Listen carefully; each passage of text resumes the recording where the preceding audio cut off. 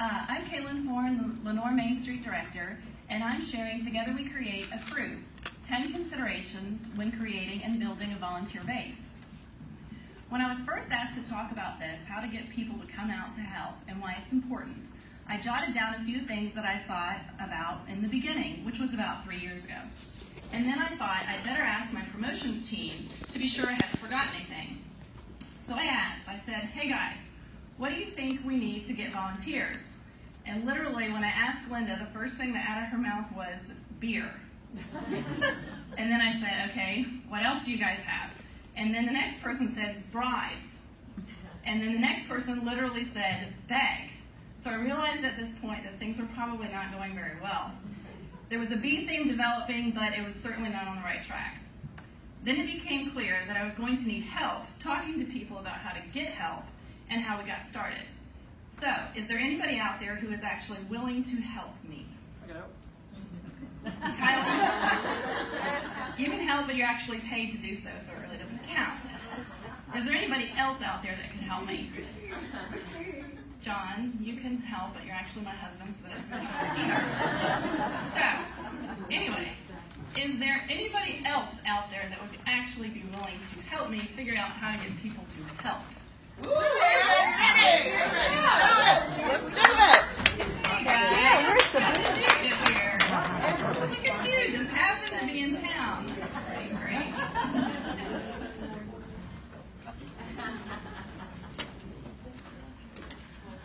Great. Okay. You guys ready? All right. Point number 1. First thing you need to do is actually get out there and get dirty. You gotta be one to get one. Like attracts like. Join other volunteer groups in your community. I joined the Hospital Foundation Volunteers for 1 year, and I met a lot of people who now serve as well on our volunteer board as theirs. Don't hesitate to get dirty. It's close to impossible to ask anyone to do something that you wouldn't obviously do yourself. There are realistic limits, but try to do what you can in the eyes of others. Point number 2. Identify lead volunteers, a core group of 3 to 4. Who in your community loves your community, knows other people who do, a lot of other people, and can organize well, or at least well enough. A peer-to-peer approach is helpful as it communicates, I am willing to do this too. How about you? A core group of 3 to 4 seems to work well. Our promotion team leader serves as lead volunteer with 2 others. Point number 3. Gain quick momentum with the newspaper and social media. Find an opportunity to publicly appreciate these volunteers and/or individuals regarding what they have already done and mean to their community before you even go out trying to recruit other people. Nominating one of these leaders for a Main Street champion is an ideal way to make this happen. Recognize them at a meeting or event, push this recognition with the newspaper, and social media. And most importantly, remember to tie your economic development strategies into what you're doing as often as possible, or Liz gets mad.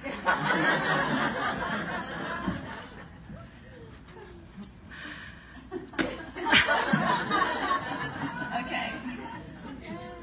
I knew I was going to crack up.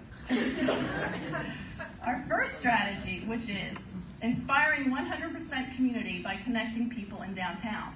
The goal is to increase participation in the Lenoir Main Street program by 25%, increasing awareness and community involvement.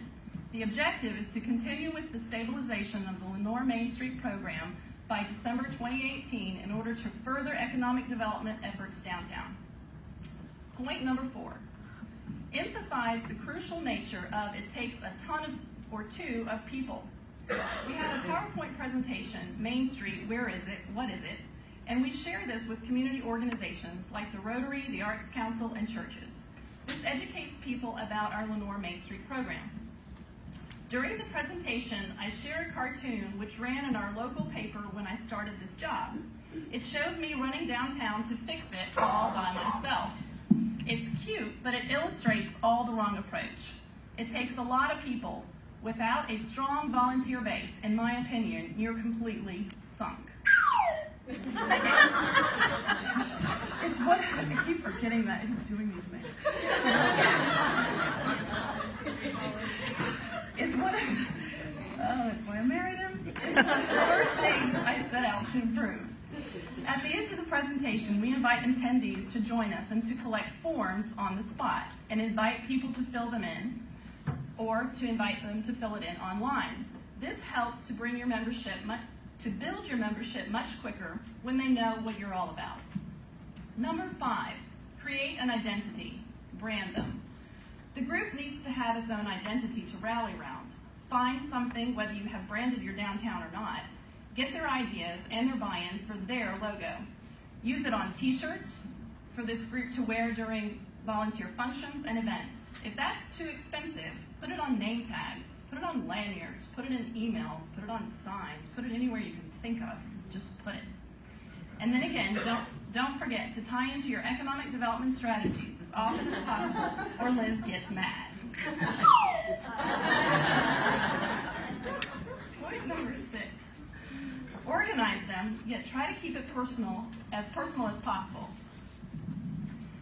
Use low-tech, high-tech, and even no-tech, but with a personal touch. Don't assume. Watch and know your demographics. Using website sign-up options are great for the right demographics, but others prefer email, and some of us still paper.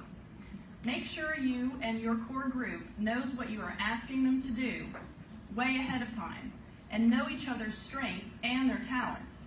This does take extra time, but it is the key. Match them up well. This gets them into their comfort level saying, hey, I can do that. We have bouncers, we have beer pourers, we have bookkeepers, we have bakers, it's back to the bee thing, the whatever. Invite groups to come as a whole and take them on a project, take on a project or an aspect of an event, such as a church group or another nonprofit. You'll find that individuals from these groups will then volunteer on their own and come back and see you. At our recent North Carolina Blackberry Festival, the Bethel Colony Ministries carried in hundreds of cobblers, and that's what their job was. They're part of the event. And another church group paired up with Chick-fil-A and formed the Kid Zones. So we had our Main Street volunteers doing other things, while certain groups were paired up to do certain projects within the event. Be happy with what you get. All ages having all kinds of talents. And here's the hard part, especially for most of the managers that have this personality style and are in the room. Be patient. Let go. Go with the flow. It's okay if it doesn't go with how you originally planned it to happen, because it never will. No volunteers will go this direction, you've got it all planned out, and you're like, okay, whatever. So you just got to be go with it and let things roll. Our call for volunteers is usually done by an email distribution list for a specific task in combination with a general sign-up site that you might have for your event. A combination of both works better. Our volunteers serve at events, Main Street regional meetings, they have work days, they bake anything, and they're pretty much there anytime we need them. Point number 7, give specific assignments and specific times. Boredom is your enemy. Empower your core group to plan out time shifts for your workers. Have a fun, brief meeting to talk about expectations and jobs before the event. It's a good idea to have a few backup people scheduled as well. Be prepared for them. Don't let them arrive without understanding their role or allow them to get bored and stand around doing nothing. They won't come back. Or encourage others to join your team. People need to feel useful. Know who's friends with who and pair them up for a more enjoyable time while encouraging them to meet new people during their shift. In the end, if going gets tough, don't be afraid to ask, beg, or guilt them into doing whatever you need. Point number 8, invest in your human capital. Get them out of your community. Attend a conference, a training, a regional meeting. Plan a lunch with a nearby community. Allow volunteers, not only your board members, to have an opportunity to visit other Main Street communities and be exposed to Main Street philosophies, not just those coming from your mouth. Find funding in unexpected areas. Like I said, find fundings in unexpected areas, and eventually you can ask for a contribution to cover part of the room cost or registration. The trick is you want them coming back to your community with the lights switched on. Doing your downtown cheerleading. This large group of people generates a great deal of support and enthusiasm for downtown development and your Main Street mission. Kyle, it's you.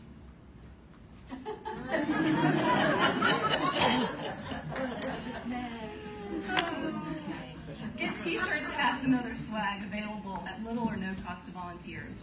Organize a Main Street Volunteer Celebration event. We hosted Great Things to Be Seen in 2018. This is a great time to honor and announce the Main Street champion for the upcoming year. As I planned this talk, it just became evident that it didn't make sense for me to...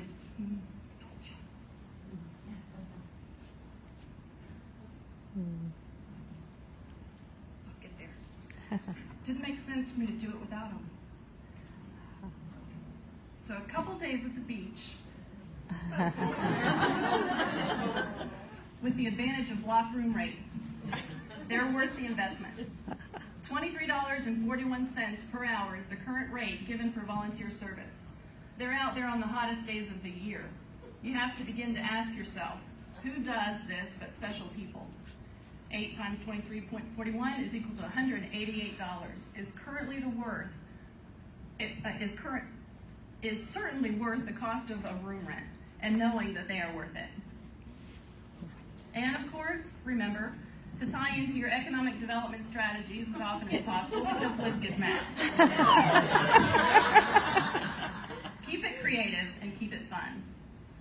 With large numbers enjoying what they do, you can easily invite them to invite others to join you, and this keeps things going. As the list grows, more people are around to share the workload, and this helps avoid burnout. Some of the older folks in the room may remember this 80s commercial with Heather Locklear. Anybody remember it? Come on, confess. She loved Fabergé organic shampoo so much that she told 2 friends, and then she told 2 friends, and so on, and so on. Well, you get the point.